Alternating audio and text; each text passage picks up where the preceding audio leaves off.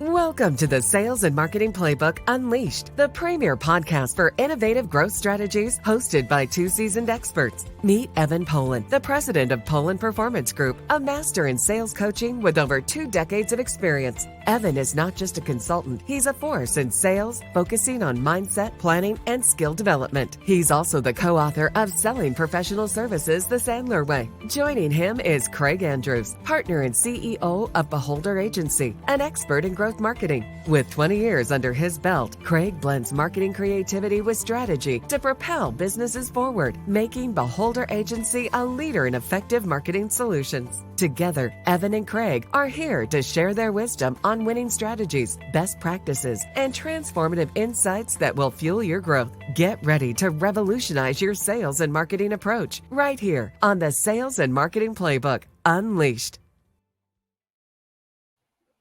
Welcome to the Sales and Marketing Playbook Unleashed. I'm Craig Andrews, and this is my partner, Evan Polin.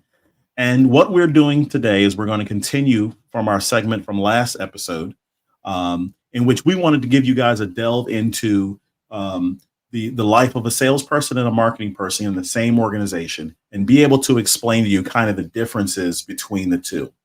Evan, did you have any feedback to that before I jump into a review of what we talked about last episode? Outside of sales being correct and marketing being a little bit different, I don't think I have anything else to add. Here we go. Let the debate begin. Okay. So I just want to quickly review some of the different topics that we talked about in the last episode. I'm just going to run through each topic real quick so that we can finish out the episode. The first thing we talked about, time to market, was the first thing. We're going the top 13 topics down to the number 1. So 13 was time to market. 12 was handling competition. 11 was product or service feedback. 10 was alignment and collaboration. 9 was role and customer retention, which is kind of an important thing. 8, where we left off, was content strategy. And this is why marketing was better than sales, by the way. So now you're a comedian. This is good. You like that? I had to get my jab back in before we get back to the rest of the debate. So with that being said, now we're going to start with number 7. Number 7 in our debate here is metrics and KPIs. That's metrics and KPIs. So that's something that the both of us definitely have to use, right? Your language is a little different than mine, but why don't you go ahead and start off, explain to them how sales sees the metrics and KPI. So if we're looking at sales in the right way with metrics and KPIs, I really like to break it down into 2 different categories when we're looking at metrics and KPIs. I think the biggest mistake that people in organizations make when it comes to sales is the only number that they look at is how much closed business has come in. And that number is important, but there's all kinds of other numbers that go into being able to predict how well sales is doing and whether or not things need to be course corrected. So from a sales perspective, when I look at KPIs, and just so we're not using any terminology that people aren't familiar with, KPIs stand for key performance indicators. Thank you. I wasn't sure about that one. That we're looking at. So in sales, I break it down into 2 different buckets. Mm-hmm. One bucket is leading indicators, and that's the amount of activity that's being done that's going to get us in front of enough opportunities to be able to achieve our goals. And then the other half that I put that into is lagging indicators. So lagging indicators are the product of those leading indicators, how many opportunities we've actually gotten in front of, how many that we've converted. So for good sales teams, for good business owners, good managing partners, for the leading indicators, first, we need to look at, okay, what's getting us the at-bat? What's getting us the opportunity? So it might be how much outreach is going out? How many phone calls or emails are we sending out? How many events are we going to? How many speaking engagements do we have? How many articles, how many blog posts are we creating? That is creating the activity that will then lead us to how many first meetings we have. How many first meetings are turning into quotes or proposals or engagement letters?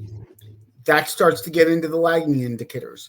And then from there, what is our conversion rate? how many of those opportunities actually closed into business? When they closed into business, how much time did it take from the first conversation to closing the business? What is the average value of a client? When we're closing deals, how many are large, mid-size, and small clients? And then how many of each of those do we need to make sure that we're achieving our goals? So again, the things on the back end are important, how much business is being closed.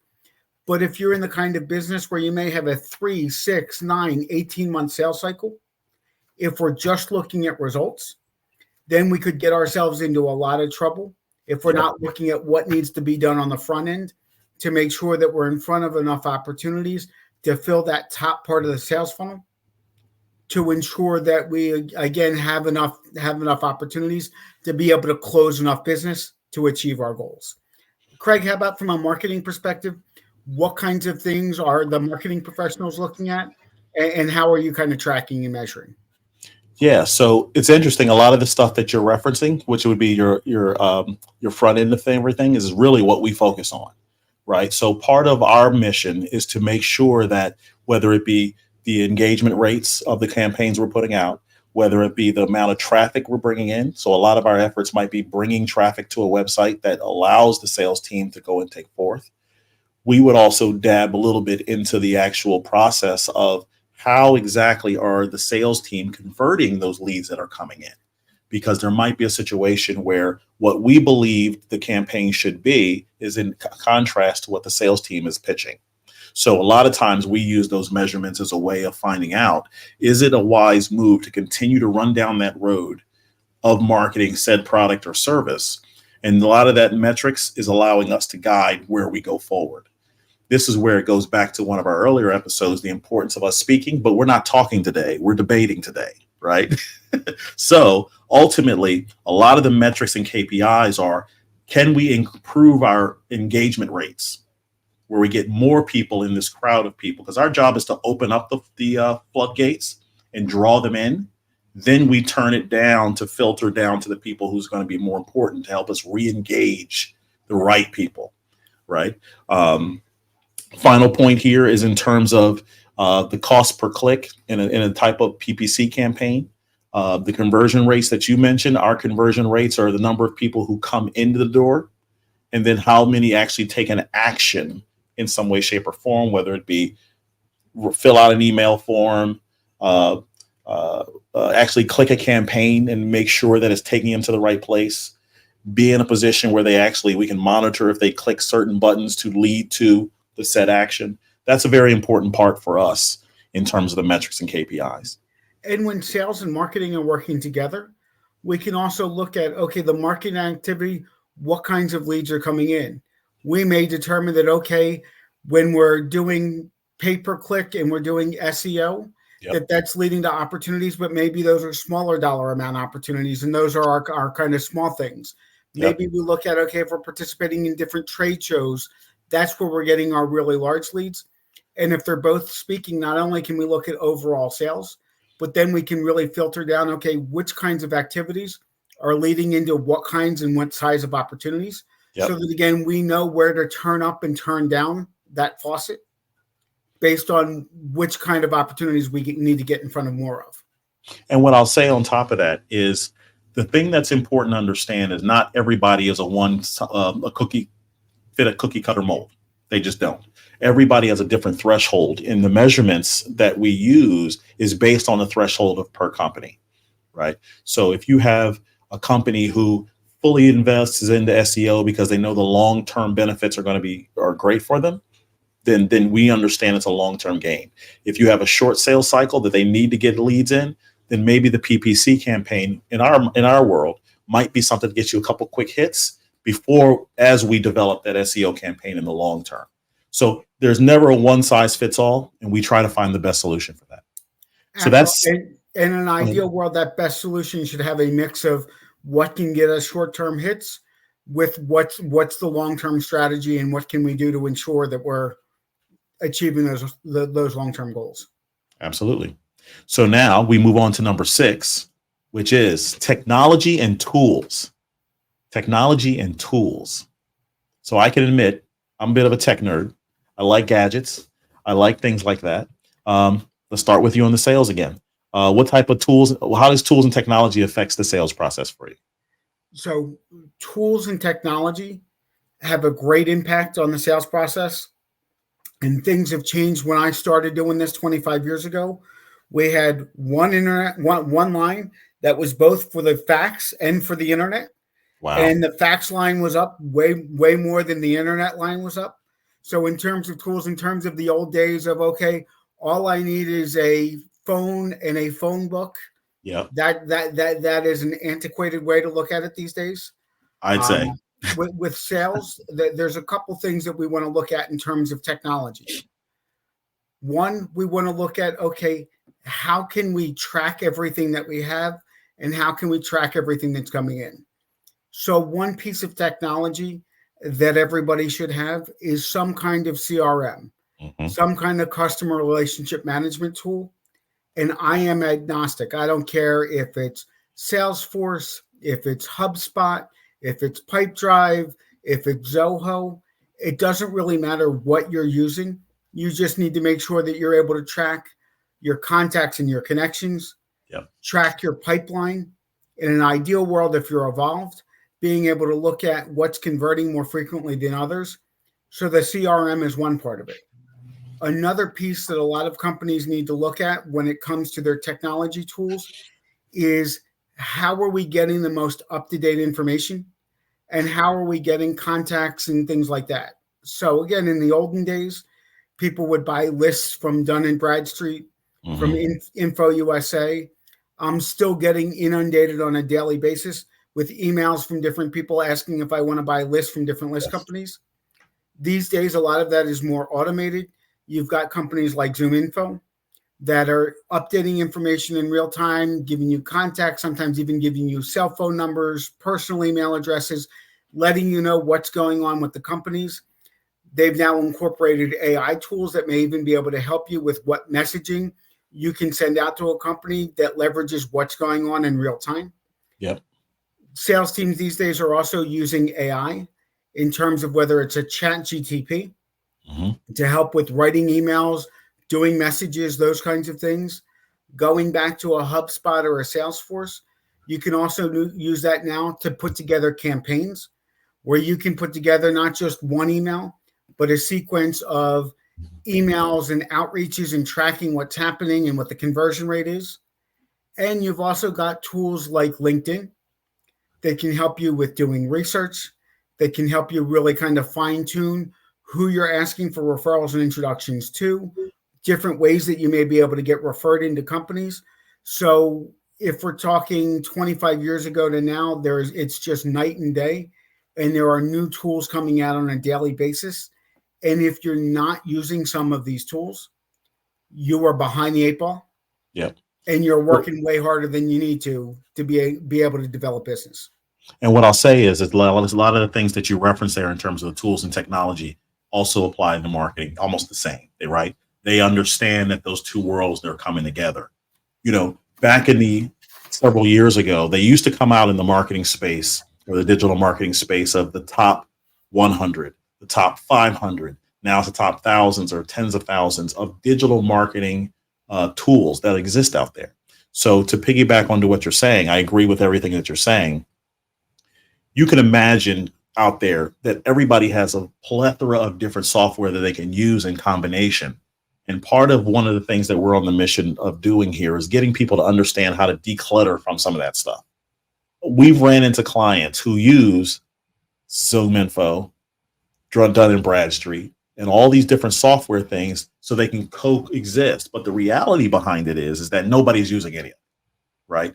And when it comes to CRMs, some people are still using spreadsheets. Some people are using a HubSpot. Some people are using a Zoho, all in the same company, right? So part of the process of the marketing on our end, which also affects the sales, is to make sure that all that information is centralized so that everybody's reading and understanding the same data and information. So the tools and technology is very important because if person A is using one set of software in their own world and person B is using a little bit more company oriented, you already break the synergy of the company operating very smoothly. So now when it comes time to the reporting and it comes time to get together the data, we're all coming with different data. That's a formula for failure, if I'm being honest with you. So the tools and technology from a marketing perspective, which also is the sales stuff, is very, very important to make sure that we're all reading the same line of information. And then we're able to finally go forward and then be our best selves when it comes to growing the business. Very, very important.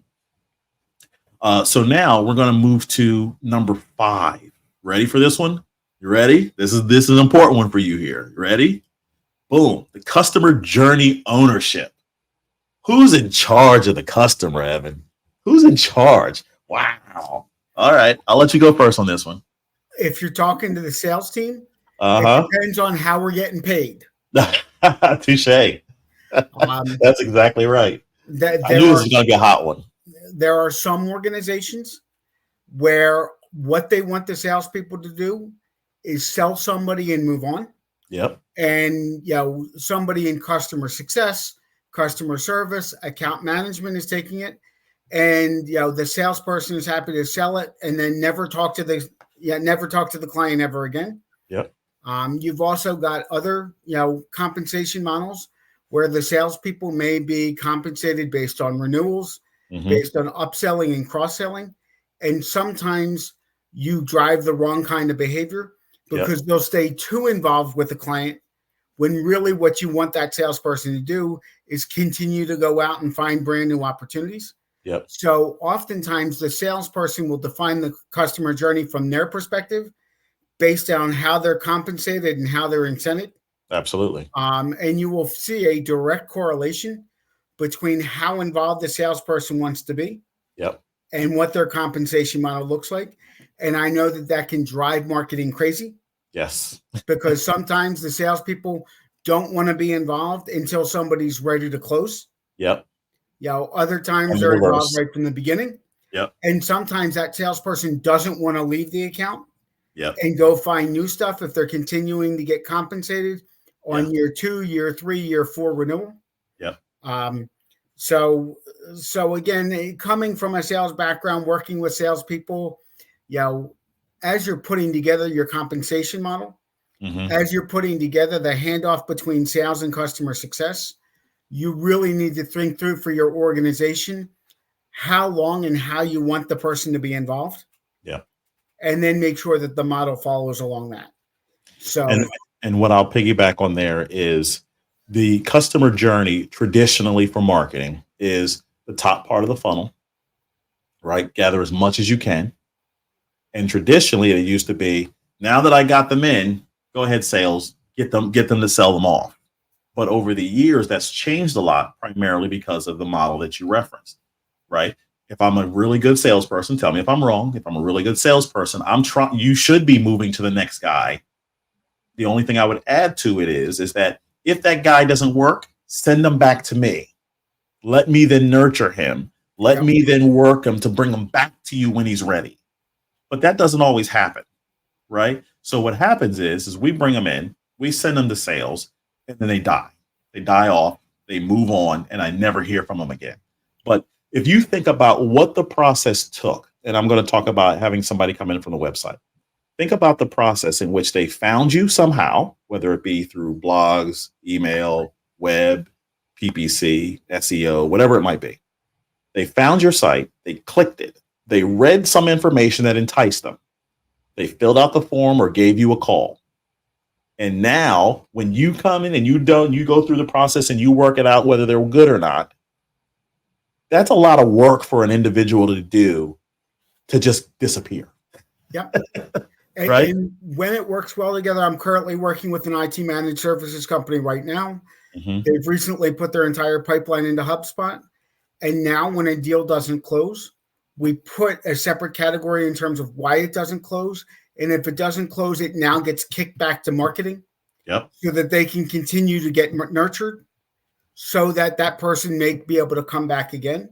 That's right. But then when they're not working together, that's when you get exactly what you referenced is we worked really hard to get in front of them. For whatever reason, we weren't able to close the deal now.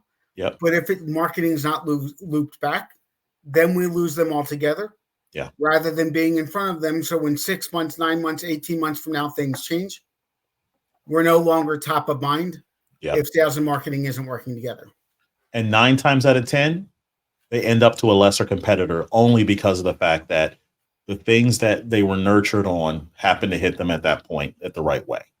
Right. And that's something that if you think about the effort and the time put into getting them to just click your site and fill out your form, that's the important part of the re-nurturing, which is why the customer journey now has been in a position where they've kind of we're fluctuating in terms of how far does the marketing stay with them before sales comes in.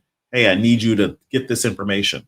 The other thing that came out of a conversation I just had with a client actually yesterday is new ideas come out of the resubmitting them back to the marketing. Yep. So in that read idea, it might be taking the same product and just giving it a different shine.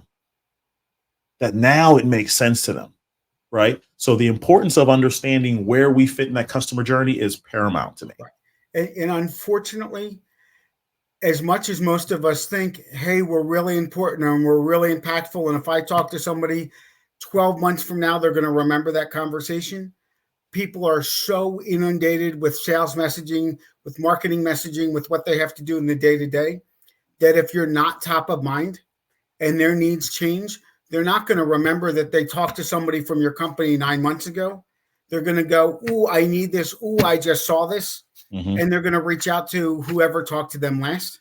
Yep, that's exactly right. So if they're not nurtured, you're losing out on opportunities. Which now that leads to number 4. Number 4 on our list is messaging and consistency, which is piggybacking off of what you just said, right? So now it's not just the messaging. It's the messaging and consistency.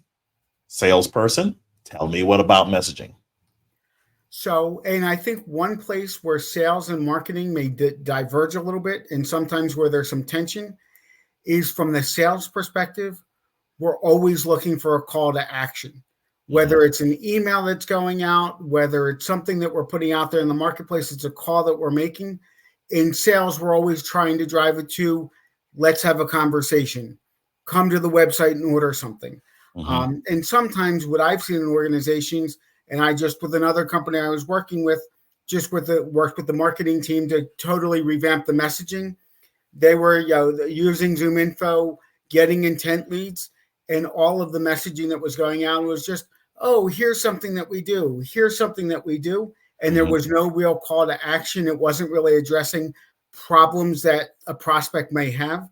Right. It was just talking about what we do, kind of going back to the WIFM that we talked about a couple episodes ago. Yep. If not enough of the messaging has the what's in it for me and why should I reach out to somebody from your organization? Yep. From a sales perspective, our perception is, okay, well, it's going to go in one ear and out the other. I'm not going to get that email come in. They're not going to give us a call, and I'm not going to have an opportunity. Yep. So from the sales perspective, we're always looking at, okay, well, what can I do to kind of mentally grab somebody by the shirt collar and get them to want to have a conversation with me? Yep. And I know that that's not always the perception from the marketing point of view. Correct. And I think that the difference between the two is we're going to be consistent as possible, right? So we're going to beat them over the head over and over and over again because we're firm believers that it's not the first message, it's not the second message or the third message. You may not actually get them to tune in until the 10th time you've talked to them. It's almost like talking to my kids sometimes, right? So it's like I have to repeat it over and over and over, and they go, "That's the first time I'm ever hearing that." And I'm going, "No, it's not." Wait, I thought that was just my son. Nope. In fact, it might have been us too as children, but I would never tell my parents that, first off. But the whole point behind it is that the messaging is important. The call to action is even more important because that you're right, that gets missed in a lot of marketing stuff. But it's the consistency of the same message because we don't know when they tune in. And as a quick little tip here, and I've told this to people for years, go to YouTube and look up dancing bear video. And it's a dancing bear video. Look it up on YouTube and it'll come up there. And it's a beautiful illustration of focus. And what happens is in that video is they'll say, counts the number of times the ball had been passed. And you sit there and you watch this thing for 10, 15 seconds. And then they go, if you got the number 12, you were right. But did you see the dancing bear? And all of a sudden, Did it you see that rewinds. the first time in one of my training classes? Because that's a video that we used to show. Yeah, it's a brilliant. It might have been where I got it from, actually. It's a brilliant campaign video. Don't worry about not giving me credit. It's okay. No, Just listen, continue on. we're still debating. I'm not giving you any credit for anything. Okay, so I'm taking all the credit because I said it first. Anyway, no one knows. Again, no one knows until I bring it up later. So the whole point behind it is that in that focus, they weren't hearing your message at that time. But if you stay consistent, eventually they'll hear that message. And that's the importance from a marketing perspective on the message and the consistency of that message. Very, very important point. So now we're going to everybody's favorite topic, budget allocation. Budget allocation. Is budget important to you, Evan? So I just need more of it. That's all. Oh, that's it? No problem. No problem. We wish we had clients who said budget's not an issue. Budget's not an issue. So let me clients that say budget isn't an issue, they're telling you that because they have no budget, so it is no issue. Exactly. That's exactly right. That's exactly right. So the frank matter of it from a marketing perspective is budget helps us decide how fast we're running, how much we can provide, how much energy and resources we can put to the case of what their pain is that we're trying to solve.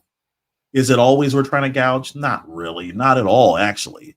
It's just a matter of if I can cook a dish that's going to be the best dish you've ever had, it's going to include some elements in there that's going to be expensive to have, right? If you want a cheeseburger, it's different than going to Lebec thing.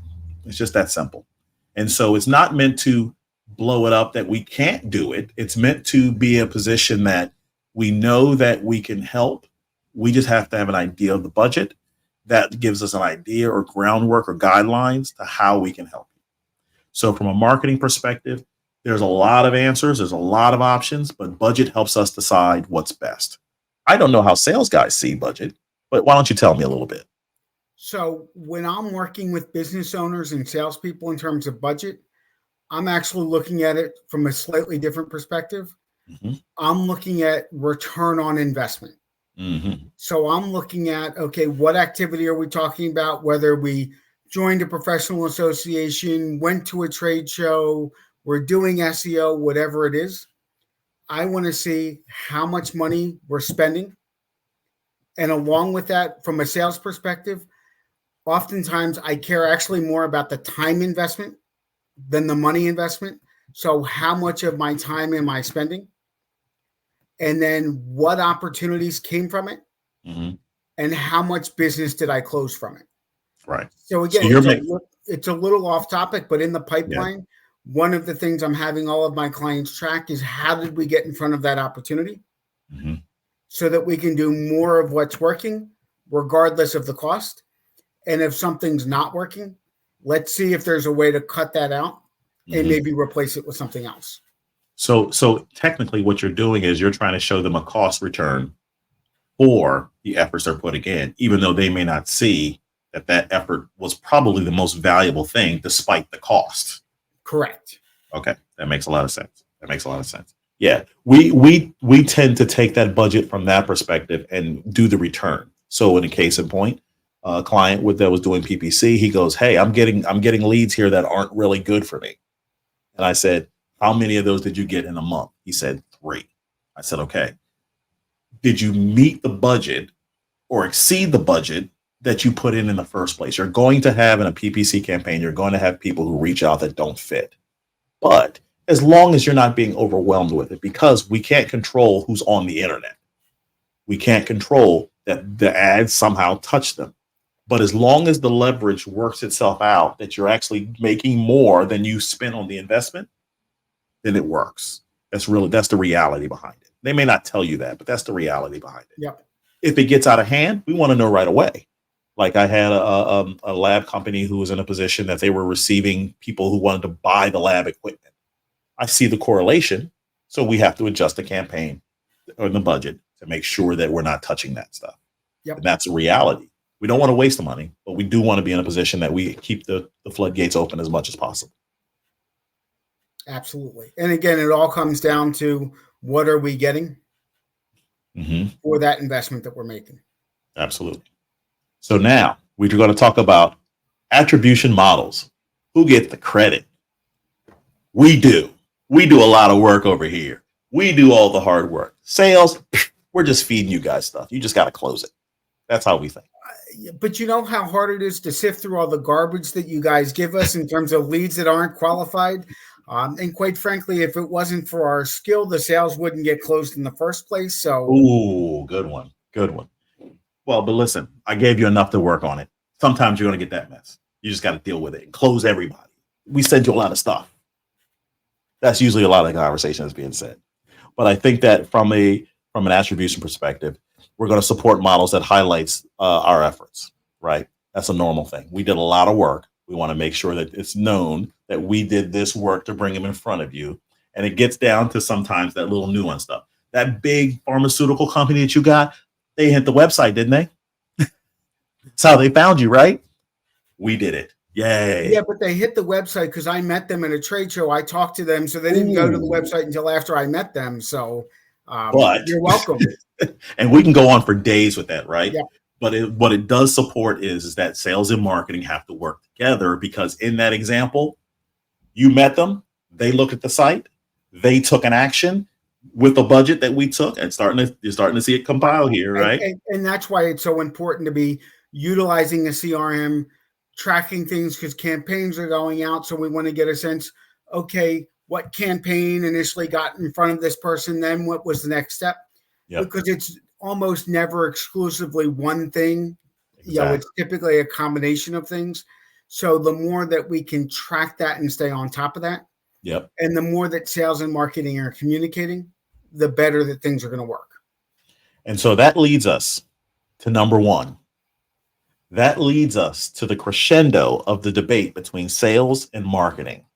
And that crescendo is lead quality versus quality, right? So now, as we kind of touched upon throughout this whole journey between segment 1 and segment 2, part 1 and part 2, from a marketing perspective, we might be focusing on the larger volume of leads that come through, right? That doesn't always mean it's quality.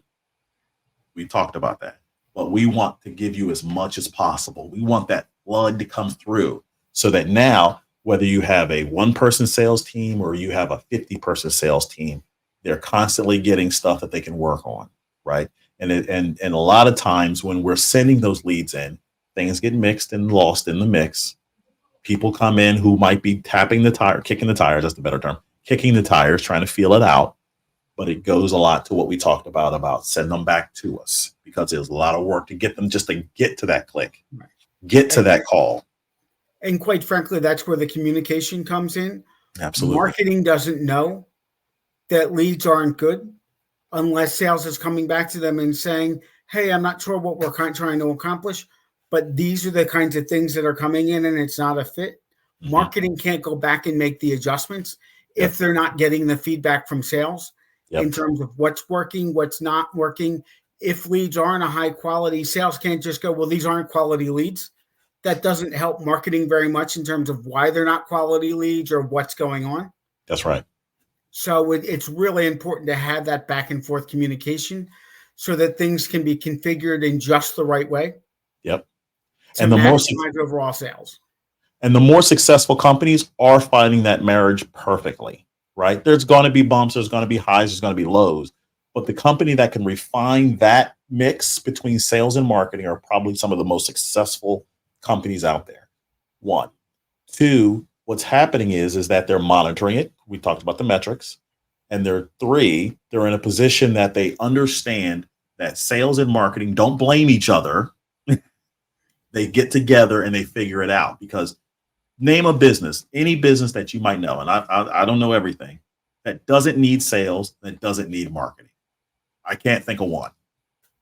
And you definitely can't go one or the other, because if I just do sales and nobody knows about me, or if I just do marketing and nobody closes, it just doesn't exist. And along those lines, the other biggest mistake that I see companies make is they try to put the same person in charge of both. That's correct. Typically, the skills of a really good marketing person are different than the skills of a really good salesperson. That's right. And if you're trying to hire somebody who's doing both, you'll probably get a mid-level marketing person and a mid-level salesperson, and not somebody who's going to thrive in that role of driving activity and then being able to qualify and close that activity.